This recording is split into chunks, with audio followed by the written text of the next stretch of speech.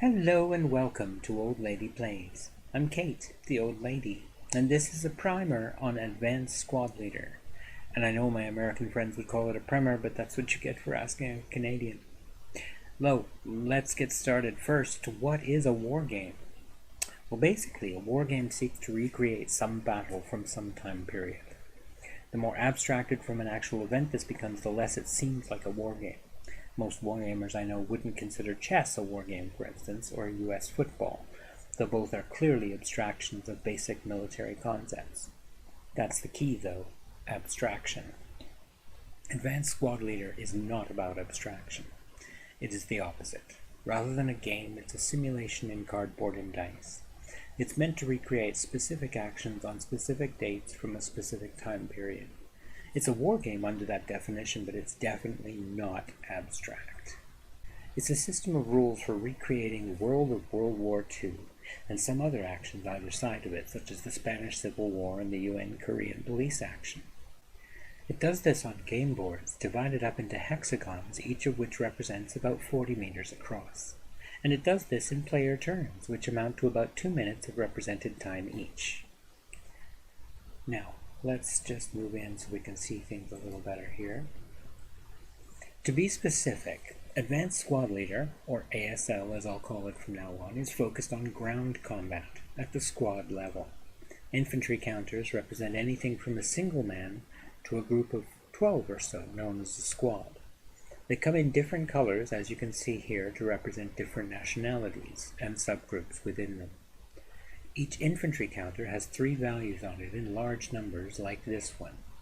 You see here an American frontline or first-line squad with its bold 666. These mean, in order from left to right, firepower 6, range 6, and morale 6.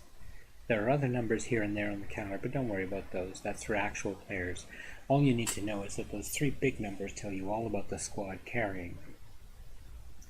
Now, the variance you can see in those numbers here is due to troop quality. In the upper right-hand corner of the counter, you can see a letter or number. These go in order of decreasing quality: E, 1, 2, and G or C.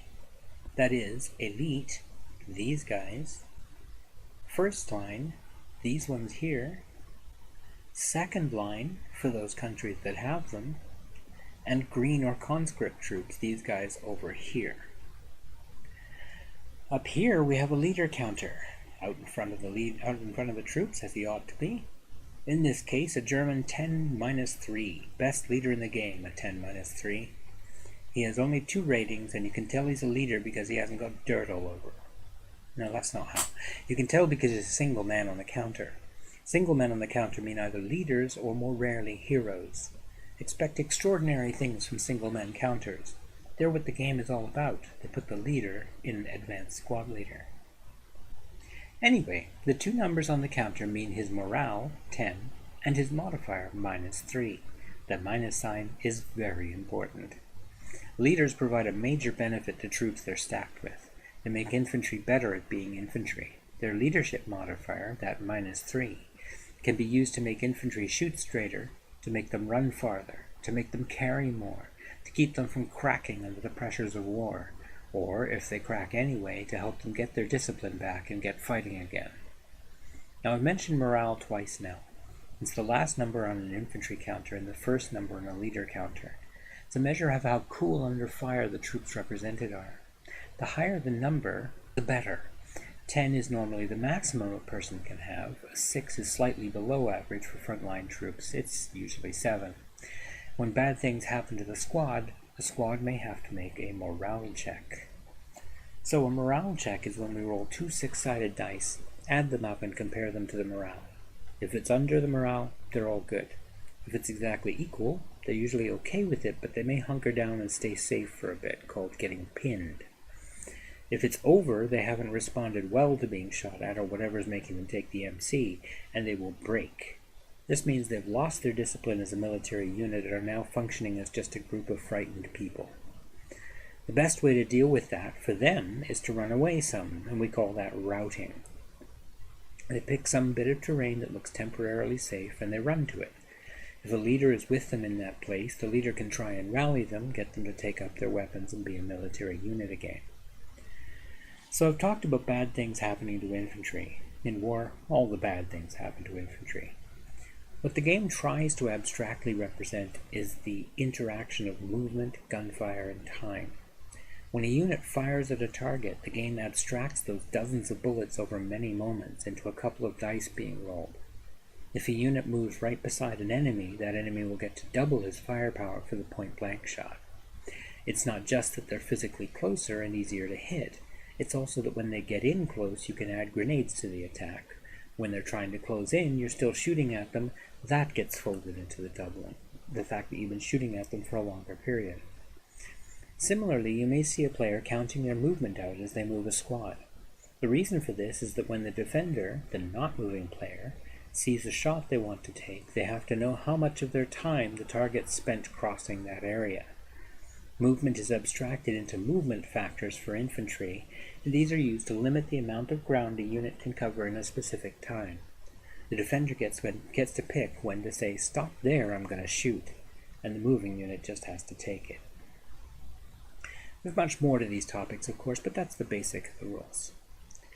In order to follow along, it's useful to know where in the sequence of play you are. Different things are possible in different parts of the turn.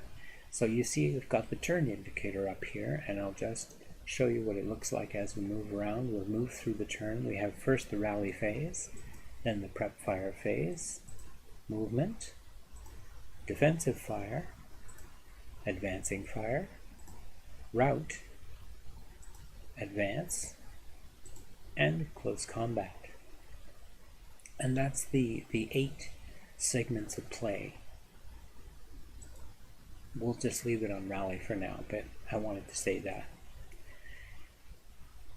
In order to follow along, it's useful to know where in the sequence of play you are. Different things are possible in different parts of the turn.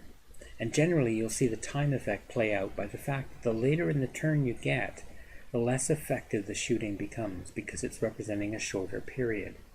Advancing fire, for instance, takes place after movement has finished, as well as all defensive fire, shooting at units that moved. Since it comes so late in the turn, there's less time to shoot, and advancing fire is therefore halved in value. Now, I'm not going to talk about vehicles or ordnance today, because they're both very complex topics, and I want to keep this fairly simple for the non-player of ASL. Because if I had one thing to say in describing ASL, that word would be complexity. It is crazy complex. My favorite little, I don't want to call it a joke, it's not even really funny. It's the truth, is that when you have a question about ASL, the answer is always one of two things. It's either yes, but, or no, but. You never get a straight answer from ASL. There's always an exception, and they're listed in the rules. The rulebook, for that reason, is nearly 700 pages. And what you get for that is a surprisingly effective wargame that can flexibly recreate almost any small-scale ground action from 1937 to 1953. Is it suitable for solitaire? Not as much as anyone would like. There are so many decisions to make, and part of the realistic experience of war is clouded in the fog of war, the inability to know what's going on that isn't immediately around you. When you have to be omniscient, that fog of war is largely lost, and you lose some of the real thrill of the competition. There is a thriving community for this game. It's been around for over 35 years, and I was involved myself from around 1994 to 2001 or so. The community is super helpful to new players, always willing to take the time to teach the game to more people. There's also an online version of the game, but you'll still need an opponent for it. It's called VASL, Virtual ASL, and it runs on the board game emulator Vassal, VASSAL. I know they have similar names, but they're very different things. One is a module for the other.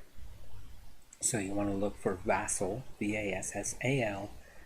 Links for both are in the description, as are links to the publishers, so you know where to buy this fabulous game.